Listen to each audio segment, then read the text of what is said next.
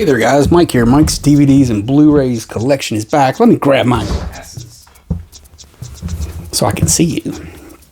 Today guys is a really kind of a special episode to me because I want to talk about some documentary filmmakers, musician, author, film restoration, guru, legend. A legend. Just he's saved a lot of films, and I couldn't even tell you everything that I need to tell you about the guy. I mean, he has such a big history and stuff. The guy I'm talking about is Kevin Brownlow, and he started off as a teenager collecting silent movies, and eventually the bug hit him, and he became a projectionist, and he started meeting people and getting films and inadvertently saved some films at the same time. He met up with some of the old silent stars and wrote a great book, which this is kind of the Bible of silent movies anymore. It's called The Parade's Gone By, and he wrote this in the late 60s, I believe. And it's still a book that I'm getting through, reading through, flipping through. It's a lot of reference in it, a lot of interviews and facts and stuff. It's anybody that loves old Hollywood or especially silent movies, you gotta have this book. But yeah, The Parade's Gone By by Kevin Brownlow, very good book. But I first discovered him in the 80s. There was a couple of documentaries that were pretty well known, I guess. And when I got a Laserdisc player, I got those documentaries, a couple of them. And one of them was Buster Keaton, A Hard Act to Follow, and the other one was Unknown Chaplain. And then ever since then, he's always been on my radar. He makes a lot of short documentaries for like TCM. He's got stuff still comes out on home video releases, still, putting together stuff and researching, and just, he's getting older, and I'm hoping, before he leaves this earth, that his crown jewel, if you will, documentary will be released finally on DVD and Blu-ray in an official form. But it's tied up with legal stuff. I believe it's not so much. I'm not sure if it's not music rights. It's something to do with the clips. Like it shows hundreds and hundreds of clips, and I think Universal Pictures is dragging their feet with like giving the okay to put this out and everything. But now I want to talk about the first one. This is probably when he got put on the radar. This is 1980. This came out. Now this was let me see here. I think it's 13 episodes. So a 13-hour documentary, and they showed it on PBS, and I think they would show an episode a week, or if it was a nightly thing or something. But massive silent film research, interviews, clips. I mean, luckily he came along because he got to interview a lot of those last remaining silent film directors and silent film actors and actresses that were still around at that time. And thank God he did, because all that would have all been lost and stuff. And of all things, he put it on film to great effect. So this is the Laserdisc collection of that gargantuan documentary series that he put out. This is called Hollywood, a celebration of the American silent film. This is the Laserdisc edition, and a few years ago, this always goes for a lot of money because it's really the only digital or standard def or whatever version of it other than the VHS set. So this goes for a lot, and I got a really good deal on this years ago, and just really awesome. But yeah, it's not on any official releases, or like it hasn't been put out on Blu-ray multiple times or DVD. But yeah, it's got it's split up into hour-long episodes. There's talks about Hollywood goes to war, the pioneers, the beginning, comedy, directors, cinematographers, just all kinds of stuff. Just and that hour-long episode will focus on that, and it kind of goes and stuff like that. Plus, it's narrated by James Mason, which I think he does a really good job. He also narrated Unknown Chaplain, but that's the DVD edition of it. Now, a few years ago, online you can buy, like, somebody can burn some copies onto DVR, and you can buy those. Well, that's what I did. I bought the whole Hollywood series on DVD from a guy for like $20, and I made my own case with some artwork from the series and stuff, and that's what I have here. So it's got all of the stuff on here, but this is homemade basically. But it's better than nothing, and it looks really good actually. I don't know where the source is from that he put those discs onto disc from, but they look really good. So this is what I kind of revisited here lately and watched these and stuff. So yeah, that's that Hollywood series. It's just a legendary documentary. I mean, it's just crazy. Love it. And okay, so I'm gonna show off some individual DVD releases and Blu-ray releases. A couple of these releases have documentaries that Kevin Brownlow made that are fascinating. So first up, now I could get the Laserdisc out and show you the Laserdisc too, but I think I show it in my Buster Keaton episode. But this is Buster Keaton on Hard Act to Follow. You can only find it on DVD in the UK on a Region B network release.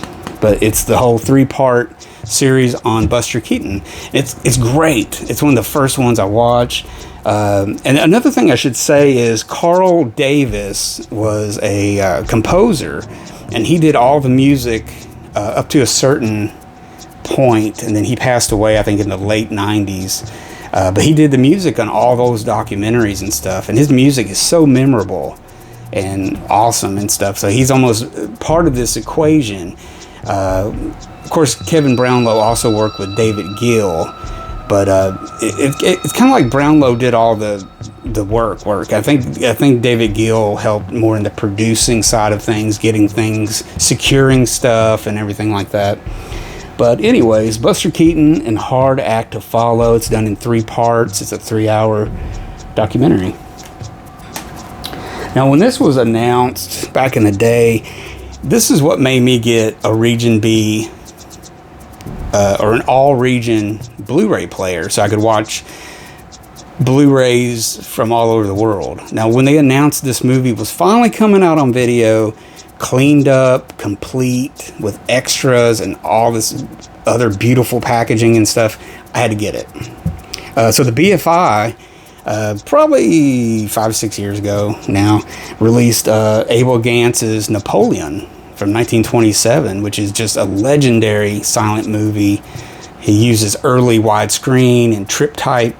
Well, he's got 3 screens with different stuff going, and it was revolutionary for the time.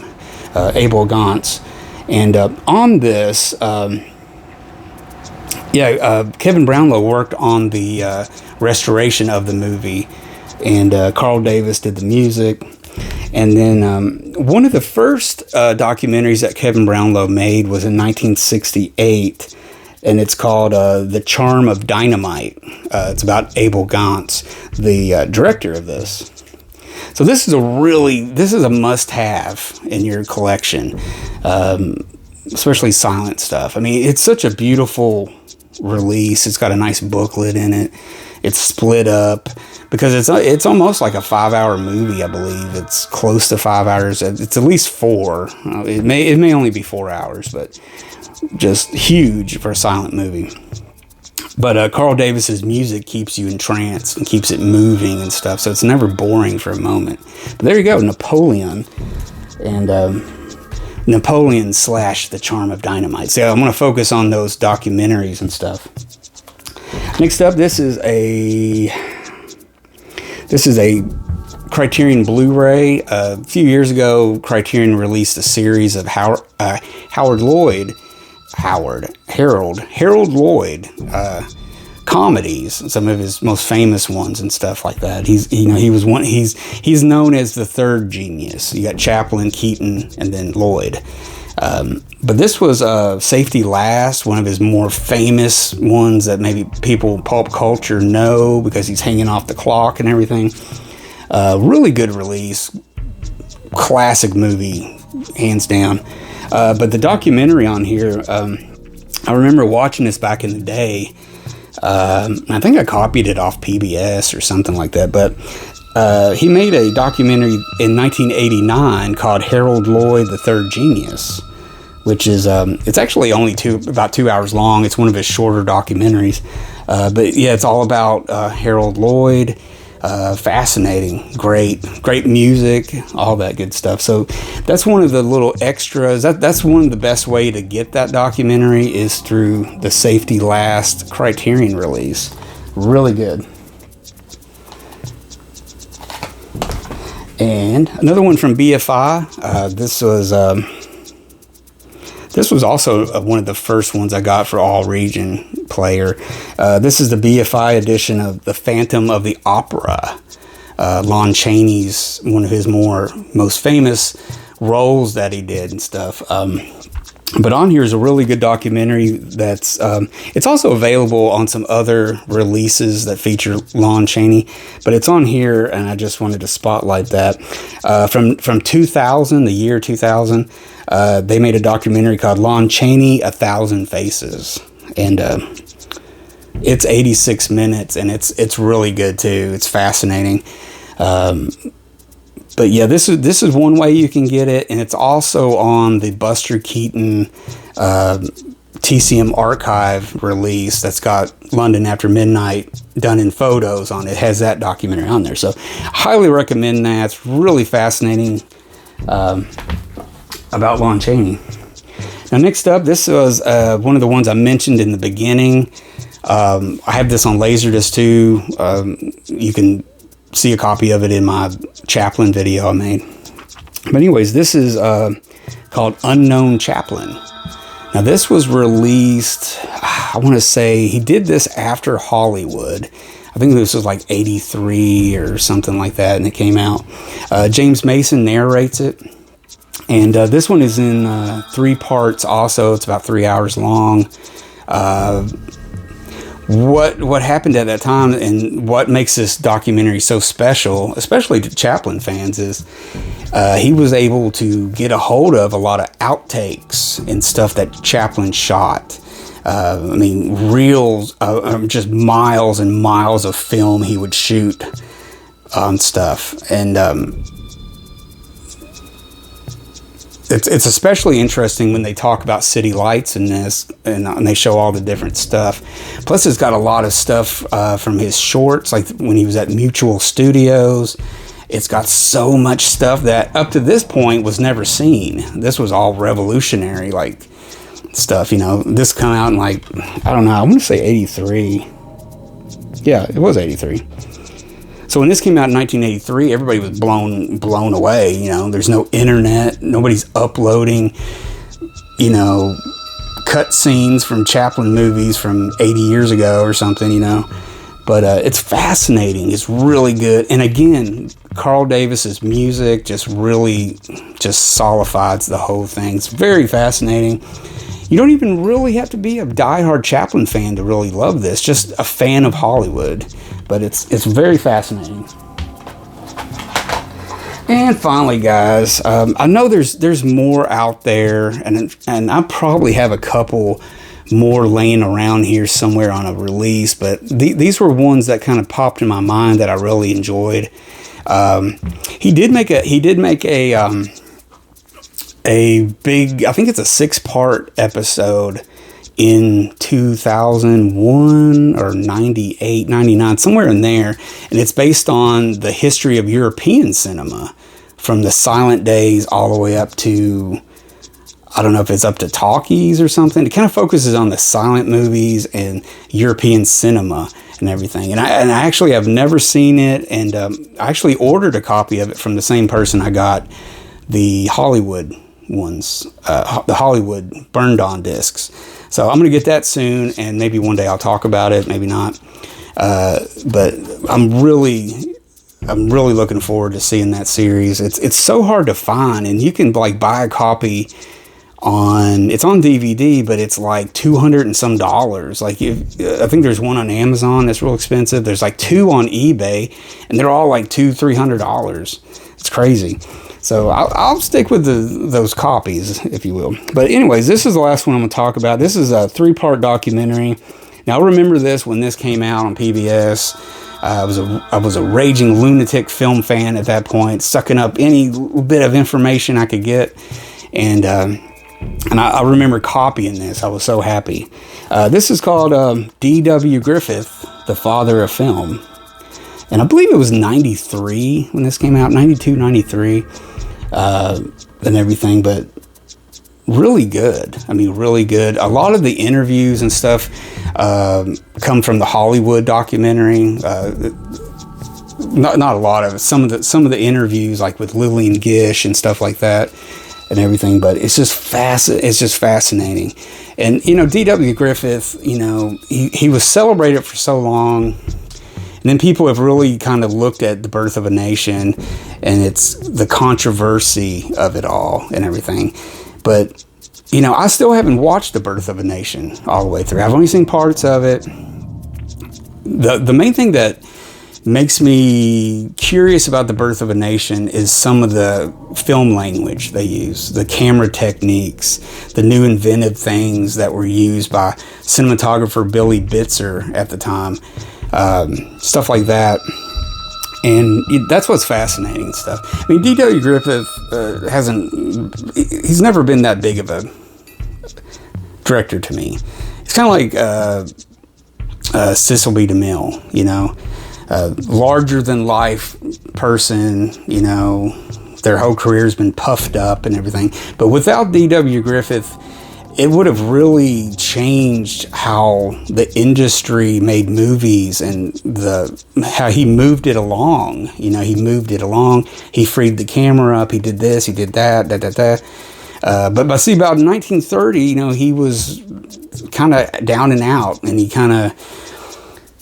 died penniless, basically, in a hotel and all that stuff. He's from my home state. He's from Louisville, Kentucky, around about there and everything. And like a lot of people during this time, you know, they would leave home and they would have some kind of story they would tell. You know, like, this was my life and I did this. Like Todd Browning did it. He was from Louisville, Kentucky also.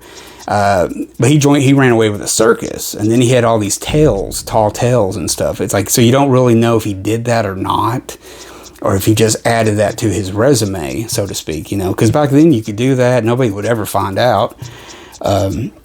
But D.W. Griffith, you know, he started out as an actor on the stage, and then he started directing stage plays, and then he got into movies at the Biograph studio and everything.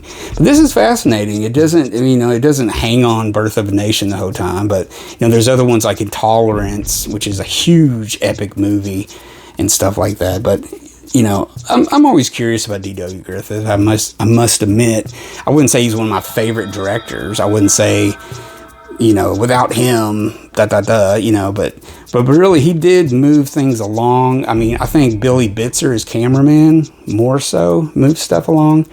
Or Hollywood growing up and maturing and getting more technical and stuff like that. But yeah, fascinating documentary nonetheless. It kind of talks about his early days, some of the stories that I think his grandfather or his father told him about the Civil War, which later on he would base that on, put that in Birth of a Nation, stuff like that. So he's an interesting character. I mean, he's kind of interesting, and you know, I haven't really seen that many interviews with him or anything, and it's like we don't really know this guy. So this kind of sheds a little light on who D.W. Griffith was, what he made, what he achieved, you know, etc. So very, very fascinating. D.W. Griffith, father of film. So there you go, guys. Kevin Brownlow, man, you got to check him out. Google him. Look up all his documentaries. Go find one. They're all good. I don't think I've ever seen a bad one. I mean, they're all decent. It doesn't matter if they're an hour long or 12 hours long. They're all really good. And if you run across this book, pick it up. Especially if you're curious about, you know, silent cinema and the history and stuff like that. This is just packed full of interviews with those stars and directors and producers and all kinds of stuff. It's a great book. But anyways, there you go, guys. I've tried to give you as much as I possibly can of Kevin Brownlow. It's not easy. He's got a lot of stuff. Very talented man. And I'm glad he has graced the earth and has given us what he's given us, because he's furthered my education and brightened my horizons to learning, you know, history of, you know, movies and stuff and everything. So there you go. Hope you guys enjoyed it. Give me a thumbs up if you did. Comments welcomed, and subscribe to my channel if you haven't already. And until next time, guys, I'm Mike. I got some movies to watch. So until next time, guys, take it easy.